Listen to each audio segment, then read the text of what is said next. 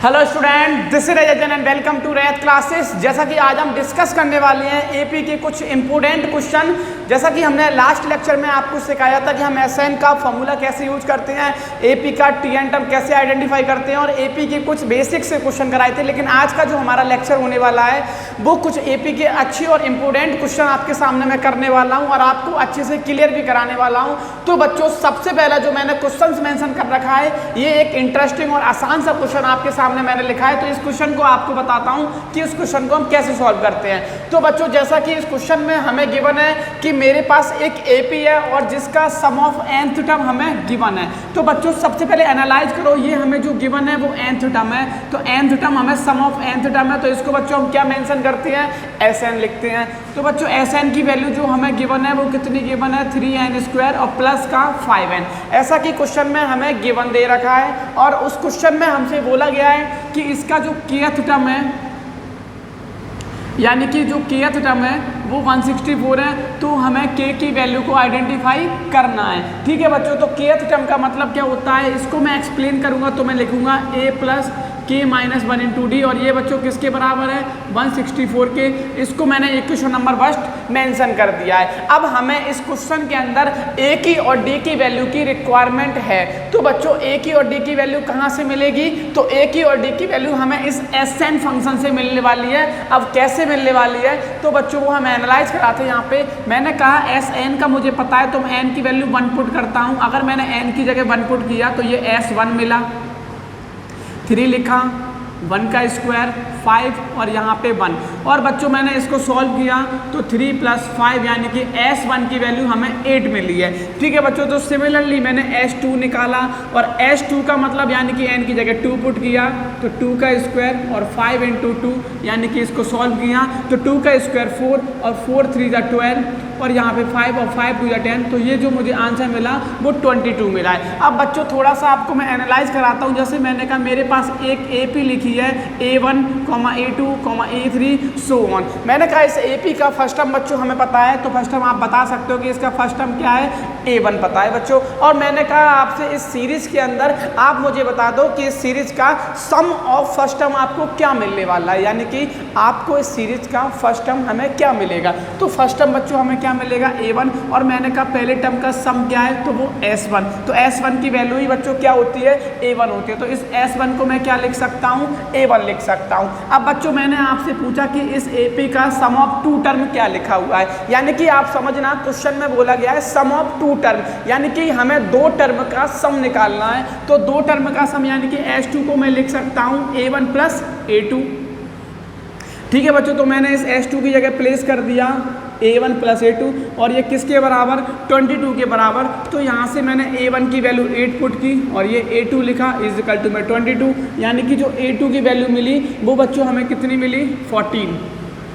तो बच्चों अब मैं आपको एनालाइज कराता हूँ। इस AP के अंदर मुझे फर्स्ट टर्म पता है 8 पता चला और सेकंड टर्म मुझे 14 पता चला। तो बच्चों कॉमन डिफरेंस कैसे निकालते हैं अपन, A2 - A1, यानी कि A2 की वैल्यू जो मेरे पास है वो 14 है और A1 की वैल्यू मेरे पास 8 है, यानी कि कॉमन डिफरेंस हमारे पास कितना आ गया बच्चों, 6 आ गया है। अब आप इन दोनों वैल्यू को इस क्वेश्चन के अंदर पुट करोगे तो A की वैल्यू जो हमारे पास है यानी कि फर्स्ट टर्म की वैल्यू है तो वो 8 है, k - 1 मैंने एज इट इज लिखा और d की जो वैल्यू है मेरे पास वो 6 है और ये किसके बराबर, 164 के। तो मैंने यहाँ पे लिखा k - 1 × 6 और यहाँ पे लिखा 164 माइनस का 8, तो माइनस करने पे 156 बचा और ये k - 1 × में 6 बचा।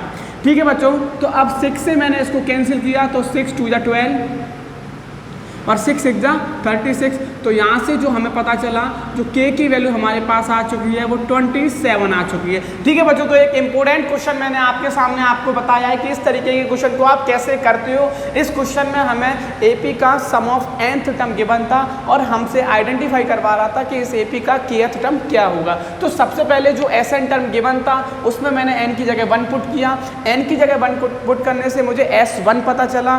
फिर मैंने अगेन n की जगह 2 पुट किया तो यहाँ से मुझे S2 पता चला।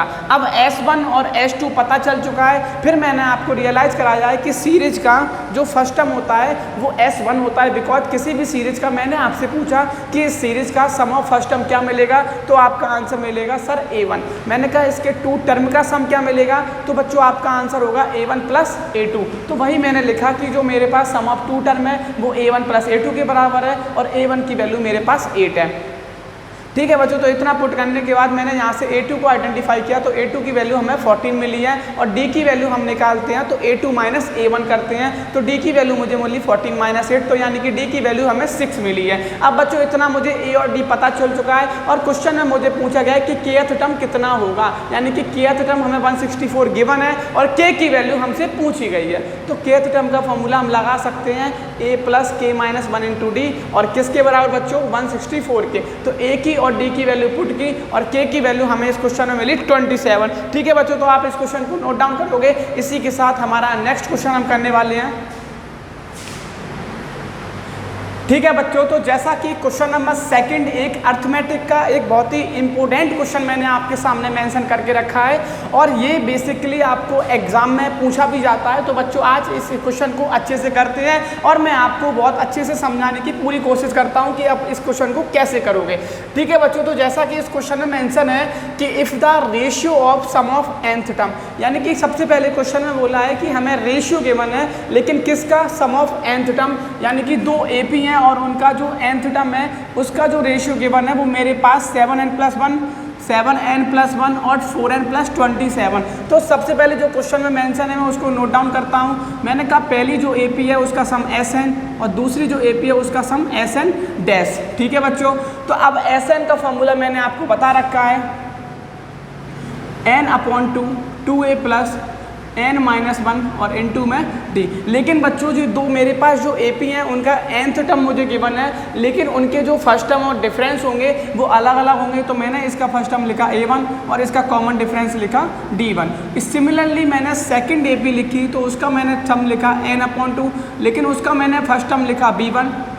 nth टर्म तो n-1 ही लिखा जाएगा और इसका कॉमन डिफरेंस मैंने लिखा D2। ठीक है बच्चों, तो सबसे पहले जो क्वेश्चन में गिवन था उसके अकॉर्डिंग मैंने दो फॉर्मूले को ओपन किया, यानी कि हमसे बोला गया था कि एक AP है जिसका nth टर्म का सम और दूसरी AP है उसका भी nth टर्म का सम, उनका रेशियो है वो हमें गिवन है। तो बच्चों सबसे पहले इस Sn की वैल्यू हमें कितनी गिवन है, 7n प्लस 1 और ये Sn डैश की वैल्यू जो गिवन है वो 4n प्लस 27।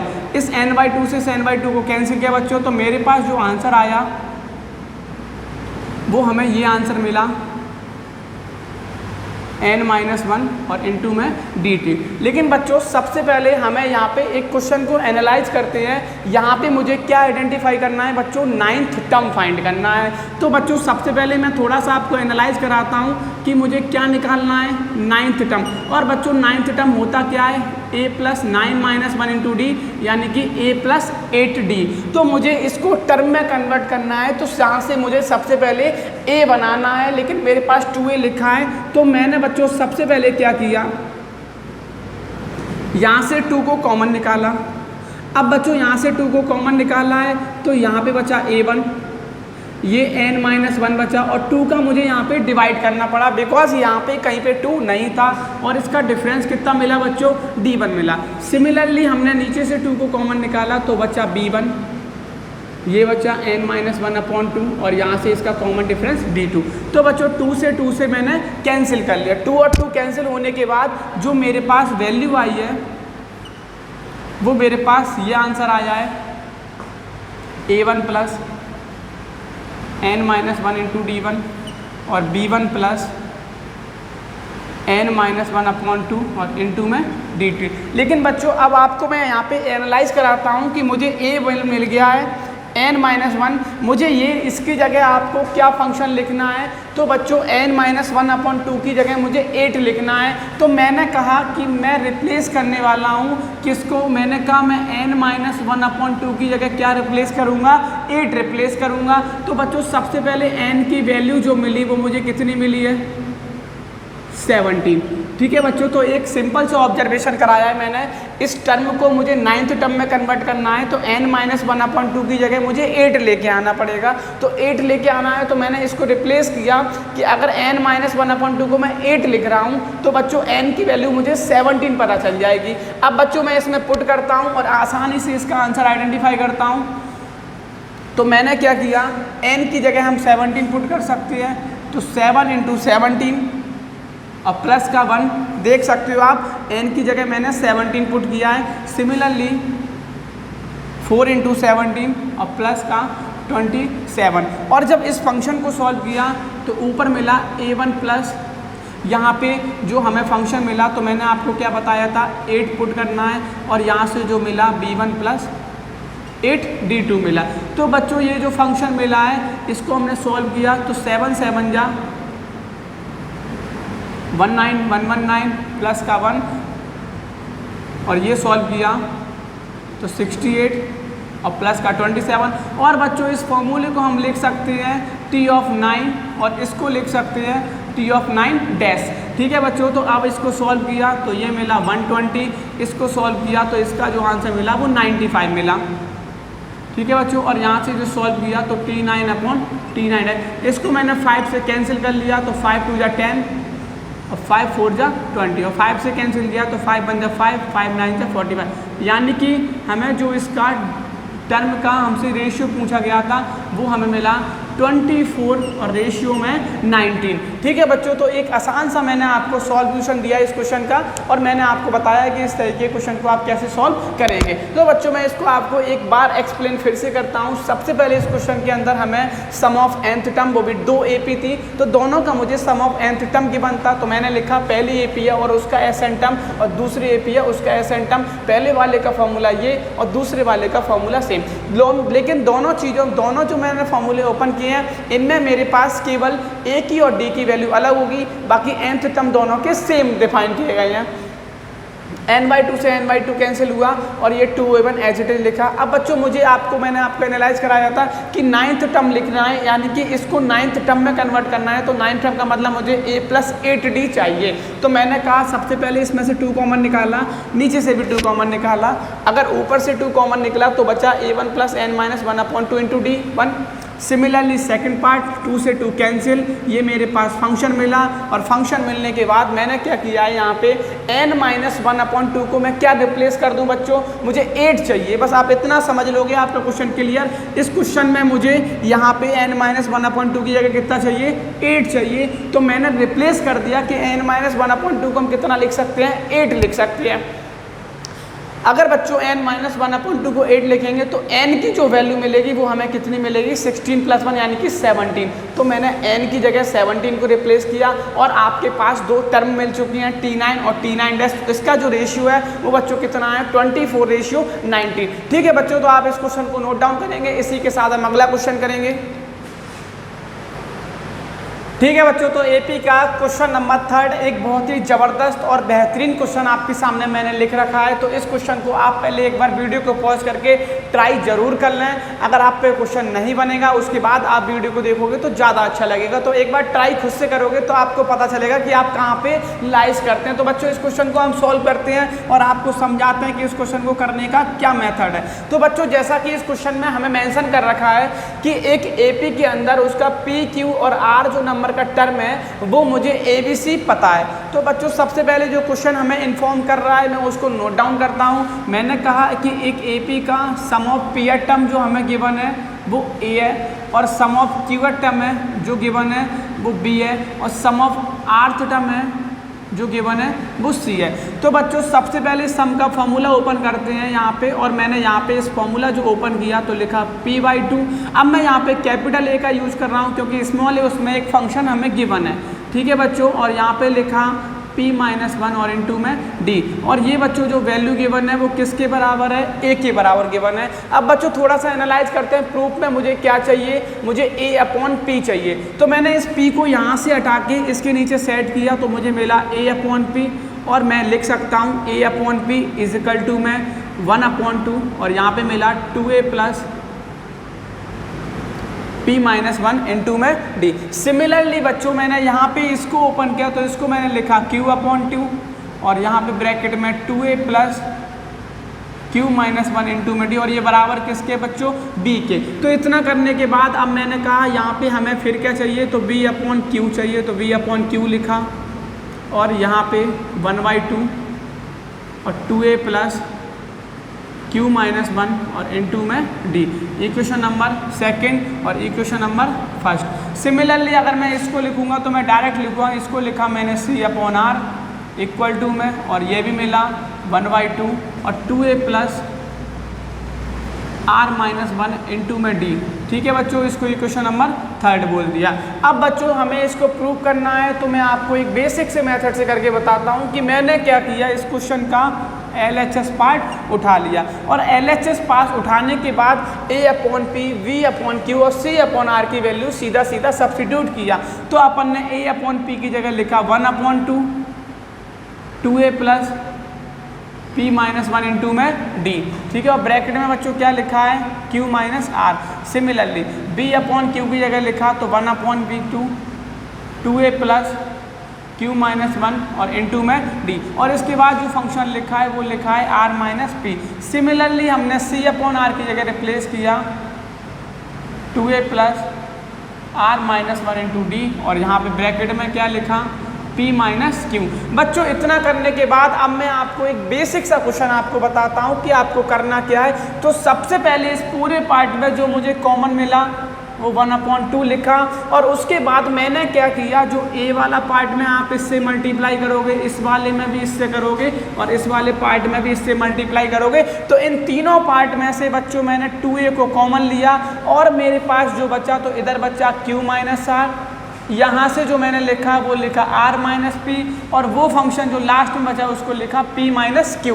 इतना करने के बाद अब 1/2 का 2A में किया तो 1/2 का मल्टीप्लाई इस पूरे ब्रैकेट के साथ भी हो रखा होगा, लेकिन बच्चों एनालाइज करना है। ये लिखा है P माइनस 1 इंटू D, इसके साथ मल्टीप्लाई Q माइनस R का होगा, Q माइनस 1 इंटू D इसके साथ मल्टीप्लाई R माइनस P का होगा और यहाँ पे R माइनस 1 इंटू D इसके साथ मल्टीप्लाई P माइनस Q का होगा। तो बच्चों मैंने क्या किया, इस पूरे पार्ट में से D को कॉमन लिया और यहाँ से बच्चों कितना बचा P minus 1 Q minus R, यहाँ से बच्चों कितना बचा Q minus 1 R minus P और यहाँ से बच्चों कितना बचा R माइनस 1 और P माइनस Q। तो ये क्वेश्चन को करने का थोड़ा छोटा मेथड हो जाएगा और इससे आपके सारे फंक्शन कैंसिल आउट भी होंगे। R से R कैंसिल, P से P कैंसिल और Q से Q कैंसिल। तो ये फंक्शन सारे बच्चों कैंसिल हुए, तो यानी कि 2A में किससे मल्टीप्लाई करना पड़ा 0 से, प्लस का 1/2 लिखा और D लिखा। इसमें भी अब मैं आपको मल्टीप्लाई करके दिखाऊंगा। तो ये P का मल्टीप्लाई PQ और P का मल्टीप्लाई R में तो बच्चों PR, फिर माइनस का R और माइनस फिर जब अपन ने 1 का मल्टीप्लाई Q में किया तो माइनस का Q और 1 का मल्टीप्लाई R में किया तो प्लस का R। सिमिलरली बच्चों तो अगला फंक्शन अपन फिर से करते हैं। तो ये QR माइनस का QP माइनस का R और प्लस का P और यहाँ पे जब इसको सॉल्व किया तो मिला RP माइनस का RQ और माइनस का P और प्लस का Q। तो बच्चों आपको ये दिख रहा होगा कि इसमें बहुत सारे फंक्शन मेरे कैंसिल आउट होंगे। जैसे मैं आपको दिखाता हूँ कि प्लस का Q माइनस का Q कैंसिल, माइनस का Q और प्लस का Q कैंसिल और यहाँ पे प्लस का R और माइनस का R कैंसिल। और आप एनालाइज करोगे यहाँ पे RQ ये मेरा नेगेटिव है और RQ ये मेरा पॉजिटिव लिखा है, ये भी कैंसिल। अब PQ ये मेरे पास पॉजिटिव, ये नेगेटिव कैंसिल और PR ये नेगेटिव, ये पॉजिटिव कैंसिल। तो बच्चों ये क्वेश्चन काफ़ी इजी हो गया। ये सारा जो फंक्शन हो गया वो 0 हो गया और ये भी क्या हुआ 0 हुआ। तो मैंने कहा 1/2 का 0 में मल्टीप्लाई करोगे तो बच्चों क्या मिला 0 और ये फंक्शन जो हमें मिला उसको मैं बोल सकता हूँ RHS। ठीक है बच्चों, तो इस तरीके के क्वेश्चन आपसे काफ़ी एग्जाम में पूछे जाते हैं और करने का बहुत बेसिक सा मेथड होता है। बस आपको केवल पूरी एपी 2 फॉर्मूले पे डिपेंड करती है। अगर आपने उन फॉर्मूले का सही से यूज सीख लिया तो गारंटी दे रहा हूँ कि एपी का आप क्वेश्चन गलत कभी नहीं करोगे। तो सबसे पहले जो गिवन था उसको मेंशन किया, उनके फॉर्मूले मैंने मेंशन किए। क्वेश्चन में A/P चाहिए था तो मैंने A/P बनाया, यहाँ से B/Q बनाया और यहाँ से C/R बनाया। इतना करने के बाद मैंने LHS पार्ट में पुट किया, पुट करने के बाद कॉमन लेके मल्टीप्लाई किया और काटने में सारे फंक्शन कैंसिल आउट हो गए और जो हमें इसकी वैल्यू मिली वो बच्चों कितनी मिली, 0 मिली। इसी के साथ बच्चों हमारा आज का नेक्स्ट क्वेश्चन भी बहुत जबरदस्त होने वाला है। ठीक है बच्चों, तो AP का एक बहुत ज़बरदस्त क्वेश्चन और ये हमसे एग्जाम में मोस्ट ऑफ केस में पूछा जाता है कि इस तरीके के क्वेश्चन को हम कैसे, जो मेरे पास एक इक्वेशन दे रखी है हम इसको कैसे सॉल्व करेंगे और इस इक्वेशन में हम x की वैल्यू को कैसे आइडेंटिफाई करेंगे। ठीक है बच्चों, तो इस क्वेश्चन को मैं आपको बिगिनिंग से बताता हूँ कि आप इस क्वेश्चन को कैसे कर पाएंगे। तो बच्चों सबसे पहले एनालाइज किया कि इस सीरीज़ के अंदर जो मुझे A की वैल्यू पता है वो -4 है और D की वैल्यू पता है वो मैंने आपके सामने निकाल के दिखा रहा हूँ, तो D की वैल्यू मेरे पास 3 आ जाएगी। और बच्चों इस सीरीज में हमें लास्ट टर्म x की बना है। ठीक है बच्चों, तो सबसे पहले आइडेंटिफाई करते हैं कि इस पूरी सीरीज के अंदर मेरे पास नंबर ऑफ टर्म कितने गिवन है। तो बच्चों हम सबसे पहले लास्ट टर्म का फॉर्मूला क्या लगाते हैं, a + n-1 × d और लास्ट टर्म की जो वैल्यू है वो मेरे पास x है, a की वैल्यू -4 है और n की वैल्यू बच्चों हमें पता नहीं है, n मुझे निकालना है, लेकिन d की वैल्यू कितनी है, 3 दे रखी है। ठीक है बच्चों, तो मैंने क्या किया, ये लिखा x + 4 और यहाँ पे लिखा n-1 और × में 3। तो यहाँ से मैंने n-1 की जो वैल्यू निकाली वो हमें पता चला x + 4/3। तो बच्चों n की वैल्यू आप कैसे निकालोगे, x + 4/3 और यहाँ पे प्लस का 1 किया और इसका LCM हमने 3 लिया, तो ये मुझे पता चला x + 4 और प्लस का 3, यानी कि जो नंबर ऑफ टर्म हमें मिलने वाले हैं वो x + 7/3। यानी कि ये सबसे पहले मैंने इस क्वेश्चन में आपको n की वैल्यू को निकाल के दिखाया है कि हम इस क्वेश्चन के अकॉर्डिंग n की वैल्यू को कैसे निकालते हैं। अब बच्चों n की वैल्यू को निकालने के बाद क्वेश्चन हमारा बहुत ईजी होने वाला है। मुझे ये AP पता है, ये मेरे पास जो गिवन है वो AP है, तो AP का SN टर्म का फॉर्मूला क्या होता है, जब लास्ट टर्म गिवन होता है तो n/2 a + l। ठीक है बच्चों, तो सबसे पहले SN की वैल्यू हमें इस क्वेश्चन में गिवन है 437 और n की वैल्यू बच्चों मैंने x के टर्म में क्या निकाली है, x + 7 और अपॉन में 3 और इनटू में 2 लिखा है। और a की वैल्यू बच्चों कितनी है, -4 और लास्ट टर्म की वैल्यू कितनी है बच्चों, x। तो सबसे पहले तो मैंने इस क्वेश्चन से इतना बना लिया है। अब क्या करोगे आप, 437 और इसको 6 को क्रॉस मल्टीप्लाई में लेके आए और यहाँ पे मिला x + 7 और इसको बच्चों लिखा x - 4। तो यानी कि मेरे पास एक क्वाड्रेटिक इक्वेशन बन के आने वाली है, 6 7 = 42, 4 रिमेनिंग, 6 3 = 18 यानी कि 22,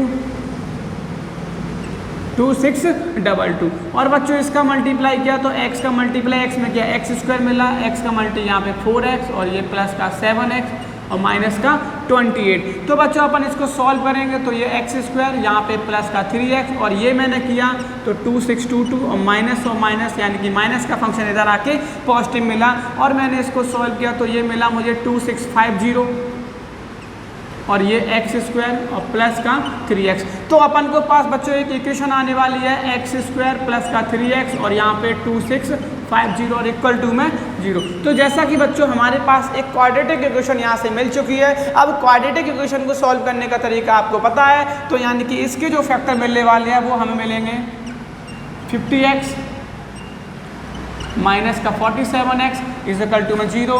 तो यहाँ से x कॉमन, तो बच्चों ये मिला x + 50, यहाँ से 47 कॉमन तो ये मिला x + 50 इक्वल टू में बच्चों 0 हो गया। ठीक है बच्चों, तो आप सबसे पहले इसके फैक्टर को थोड़ा सा आप चेंज करेंगे। इसके जो फैक्टर हमें मिलेंगे वो हमें मिलेगा x² 53 और माइनस का 50 और आगे मिलेगा x और लास्ट में 2650 इक्वल में 0। तो बच्चों इसको अपन ने सॉल्व किया तो ये मिला 53x माइनस का 50x माइनस का 2650 इक्वल टू में 0। यहाँ से बच्चों x कॉमन लिया तो मिला x + 53 और यहाँ से 50 कॉमन लिया तो मिला x + 53 इक्वल टू में 0। तो x - 50 और x + 53 इक्वल टू में 0। तो बच्चों जो x की वैल्यू हमें मिलने वाली है वो कितने मिलने वाली है 50, बिकॉज x की वैल्यू नेगेटिव माइनस का 53 आंसर नहीं हो सकता किसी भी सीरीज में। ठीक है बच्चों, तो यहाँ पे हमें x की वैल्यू पूछी गई है कि कौन सा आंसर करेक्ट होगा। तो बच्चों x का आंसर यानी कि हमारा कौन सा करेक्ट होगा तो 50 करेक्ट होगा। ठीक है बच्चों, तो इसी तरीके के और भी क्वेश्चन आपके सामने मैं करवाता रहूँगा। अगर वीडियो को अच्छी लगे तो प्लीज़ चैनल को लाइक करो, शेयर करो और सब्सक्राइब करो। ठीक है बच्चों, ऑल द बेस्ट।